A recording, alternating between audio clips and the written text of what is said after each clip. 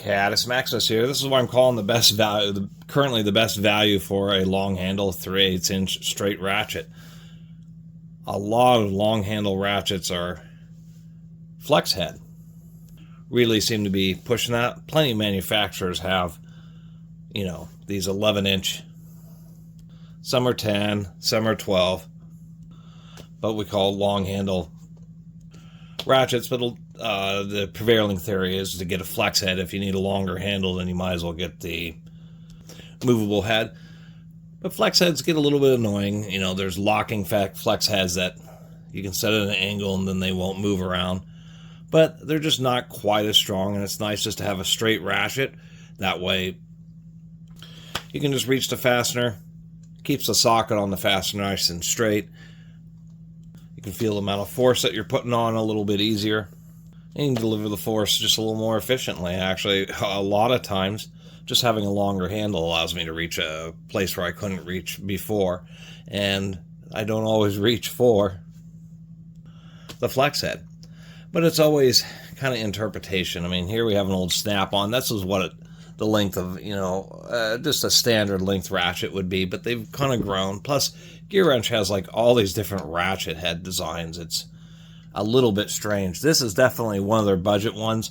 And I guess I should say, you know, before taxes, $20.76. And even looking at the Capris and Tectons, GearWrench had the cheapest one. Just came in a bag. It is indeed made in Taiwan, offering a lifetime warranty. 84 teeth is more than enough. And I believe this does not have their twin pawl systems. I believe that starts at like 90 or 100 teeth. So this is just going to have one big single pawl. But what I was meaning here is we have the 84 tooth, and then like on this 90 tooth, we have the same reverse lever, but we have some more design work under the switch there, deeper stamping. We can see that we have a bevel on the head where it isn't on this cheap one. And this comfort grip one we can see is only a couple inches shorter than their quote-unquote long handle. You know, here's a Titan aluminum handle, which I guess Clutch and O'Reilly's Power Torque is selling. And this is just a little bit longer. This is a true 12 inch, where this is 11 inch. And then, of course, there are these really long handle 3/8, which is also I see, you know, they really push them on Amazon. A lot of people are buying these ultra long handle ratchets, which are cool in a lot of situations, but they also suck because now you're swinging around just a whole bunch of metal unnecessarily, when just a normal long handle like this will allow you to brake and torque fasteners, and you're just not swinging around quite as much steel. And here we have like the 120 XP, where it has like a totally different GearWrench logo and is laser etched. So I don't know why GearWrench has so many head designs, but nonetheless, for 20 bucks, now GearWrench, you know, there's been a lot of tests now, to failure tests and strength tests, and GearWrenches hold up. They're actually halfway decent, turns out. I wasn't a big fan of them, especially because they always seem to have just a little bit of a looseness in the anvil. But Apex Tool Group, who, you know, bought Armstrong and a variety, you know, is one of those huge tool conglomerates. Somehow it has been the GearWrench brand that has like emerged as the one that they're going to sell their tools under, and they actually are reasonable quality. A little bit of complaints about the sockets having a little bit of a loose fit. And with any fine tooth ratchets, what I've been found, if you look at older reviews, just the finer teeth, if you use a ratchet a lot, they just don't seem to quite hold up. They just seem to wear out. I see more complaints about slipping ratchets and the high tooth count ones than I ever did in the old 36 tooth count ones. Now, the GearWrench heads are a little bit big. Here's a much more premium long handle ratchet, this Koken. It's a 72 tooth, but it has a special design where it has very low back drag. The back drag on this is pretty low. It's more than acceptable. I wouldn't say it's the lightest, but it's not something anybody would really complain about. But one thing that GearWrench does tend to do is, actually we can see this wrench is almost, maybe a little bit shorter than the Koken here, but they tend to go with just a little bit thinner heads, but they tend to be a little bit wider, and for them, that's what they determine to be optimal, is to have it be shorter this way and it makes less difference in most situations whether you have a little bit extra width on the side. Let's take a look. I'm pretty sure, once again, that it's just a single pawl mechanism. Have to be careful with these snap rings here.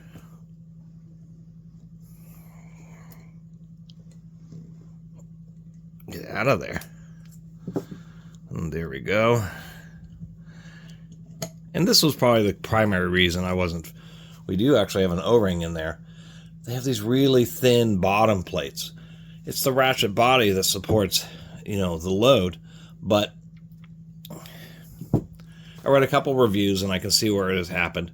People have these ratchets. They just throw them in toolboxes. They'll throw them in a toolbox and they'll throw another ratchet or something else on top of it, and it'll just... I read a couple reviews where somebody was just unlucky enough to have something impact right in this area, right where the pawl is, and actually cause the pawl to jam up just because this thin bottom plate got dented. Opposite, say, of Mac Tools ratchets, which have like ultra thick bottom plates. Now if we look inside here, it is indeed one really wide pawl. I can see why these don't slip, and why they generally have a good amount of lifespan, just because you have so many teeth engaging, so as they wear, you still have a lot of grip. Just a little bit of grease in there. I'm always a fan of the coarser tooth ratchets just because they tend to hold up. Now that is an exception with the GearWrench, these like the high tooth count, the 120s, because what they do is it's actually a 60 tooth ratchet with two pawls that are stacked on top of each other, and they're actually manufactured slightly differently, so they alternate. One engages and then the other engages it. You know, they're offset by a half tooth, giving you an effective 120 teeth, but the actual tooth depth is equivalent to a 60. So technically the teeth are finer on this ratchet than they are on a 120. Anyway, that's an absurdly long video about a ratchet, but for 20 bucks, I mean, I hunted around on Amazon, quite frankly, as far as tool reputation, function, and actual, you know, proven performance. Even though I'm not a big GearWrench fanboy, this ratchet's hard to beat.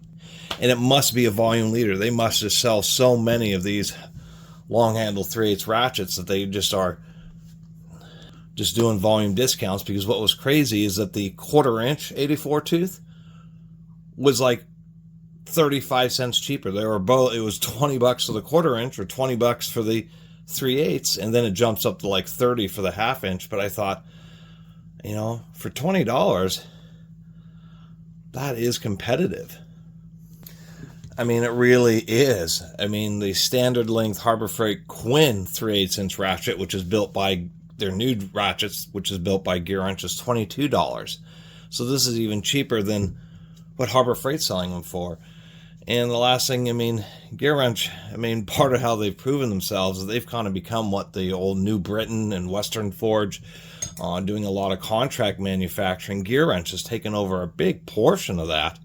We know it because GearWrench ratchets are now, makes AutoZone's ratchets, they make Harbor Freight Quinn, they make True Value Master Mechanic, they make Home Depot Husky. I mean, a lot of major national chains are now using GearWrench tools and ratchets as their house brands now.